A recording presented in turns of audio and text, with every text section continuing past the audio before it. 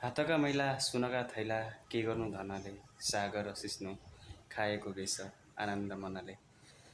हो, मान्छेले सन्तुष्टि हुने हो भने साग र सिस्नु खाए पनि सन्तुष्टि मनले बस्न सकिन्छ। अहिलेको जमाना र युगअनुसार अहिले मान्छेलाई पैसाको होडबाजी छ। चाहे मान्छे मृत्युको सयसम्म पुगिसकेको हुन्छ, उसलाई कमाउनै हुन्छ, कमाउनै पछि हुन्छ उसलाई। थाहा छैन कि मेरो जिन्दगीको अध्याय अहिले सकिन लागेको छ भन्ने कुरा, किनकि उसलाई कमाउने भूत जन्मेदेखि मृत्युसम्म मान्छेलाई धन र सम्पत्तिको भूत चढेको हुन्छ। यो यथार्थ कुरा हो। मेरो मात्रै होइन, तपाईँलाई मात्र भनेको होइन, तपाईँको मात्र होइन, हरेक कसैको हो कि ह्युमन प्राणी सबैको हो यो।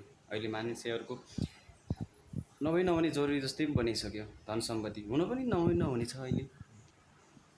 मृत्यु त किन्न सकिँदैन, जिन्दगी त किन्न सकिँदैन। तैपनि परिआएको कालखण्डमा औषधि किन्न पनि पैसा चाहिन्छ कि अहिले। त्यो पैसा पनि भएन भने गाह्रो छ। त्यसैले देश छोड्नुपर्छ, विदेश छोड्नुपर्छ, आफ्ना आफन्ती छोड्नुपर्छ, सबै नाता सम्बन्धहरू तोड्नुपर्छ। चाहँदै पनि निष्ठुरी र कठोर मन भएको मान्छे बनिरहेको परदेशिनुपर्छ।